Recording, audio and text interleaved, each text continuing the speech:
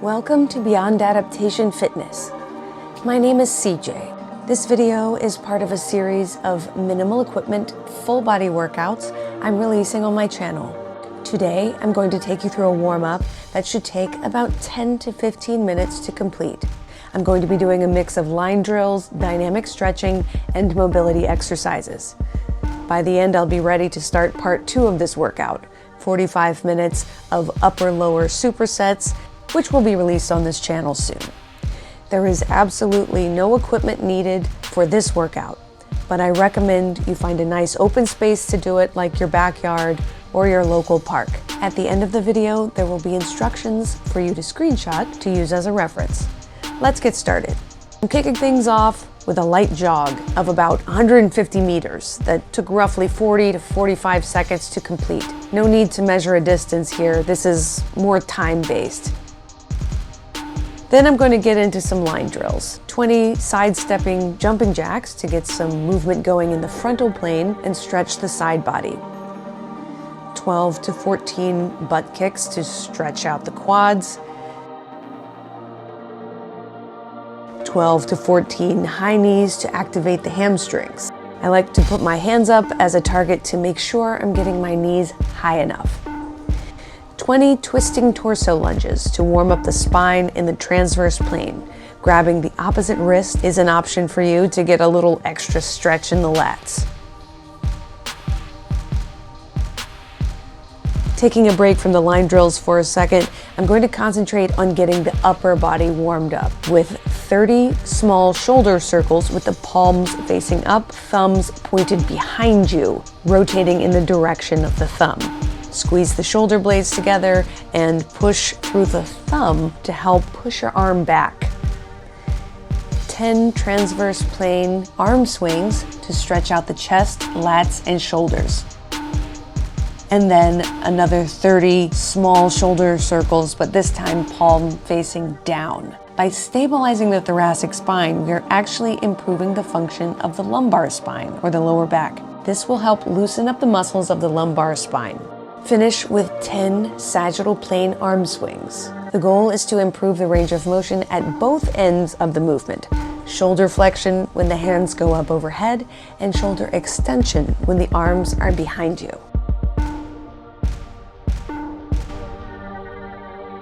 Getting back to the line drills, I'm doing 20 straight leg marches, 10 reps on each leg.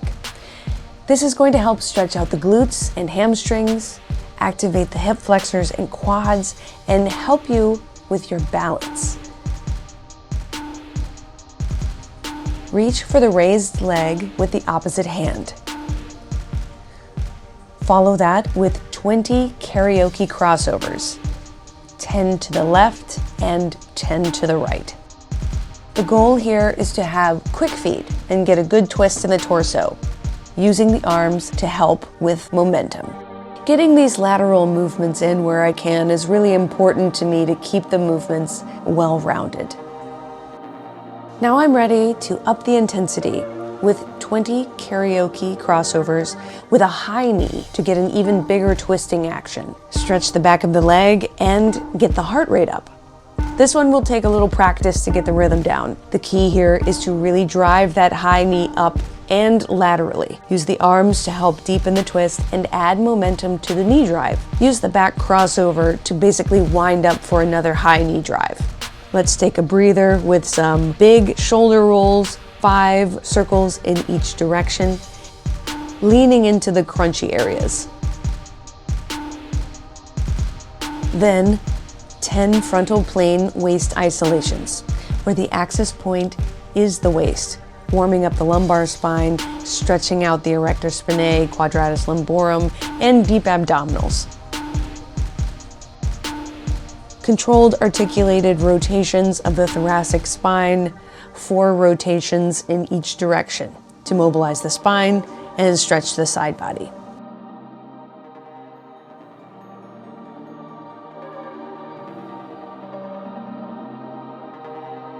And we'll finish this sequence off with 10 torso twists, working in the transverse plane. Now I'm going to introduce some exercises that resemble the movements I'm going to be doing later in the workout, but at a much lower intensity. 10 beast crawls forward and 20 beast crawls sideways. 10 to the right and 10 to the left. Keeping the knees as low to the ground as possible, pushing against the ground with the hands to keep the shoulders away from the ears, and bracing the core. Keep the wrists stacked under the shoulders and knees positioned under the hips. If this is too intense, you can always do a bear crawl in which the knees are a bit higher. Crab walks, 10 steps forward, 10 steps backward. This one surprised me because I've done this plenty of times in the past and wasn't expecting it to be that difficult. This is helping with shoulder and hip extension, and it's definitely something I'll need to revisit at another time.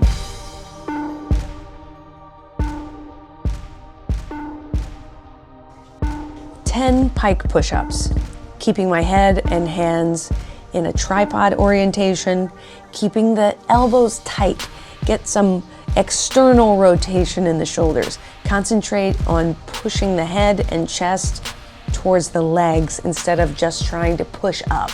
Keep the neck neutral by looking at your feet or between your legs. You can see as I lower my head to the ground, I'm also tipping my whole body forward, coming up on my toes as I focus on shifting my weight off the legs. 10 air squats, getting as low as I can and keeping the chest up, even pausing a moment or two at the bottom. You can even place your hands on your head and use your elbows to help you engage the lats and keep the chest open. 10 pike position shoulder taps. I'm trying to place as much weight as I can forward to try to mimic the sensations I might be feeling when doing a handstand walk.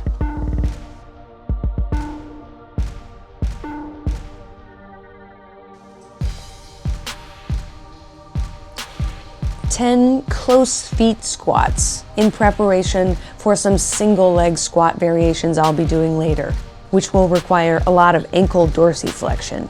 By keeping the feet close together, I can mimic the movement pattern of a single leg squat, such as squat depth, torso position, and ankle mobility, but at a less demanding weight. To finish this off, I'm doing another 100-150 meter jog to reset before the next workout segment, and compare it to the jog that I did at the beginning of the warm-up. I should be feeling a lot looser, primed, and ready to go for the next thing. Thanks for joining me today. If you enjoyed the content, don't forget to hit the like button and subscribe to the channel. Stay tuned for the second video of this strength and conditioning workout where the real work begins.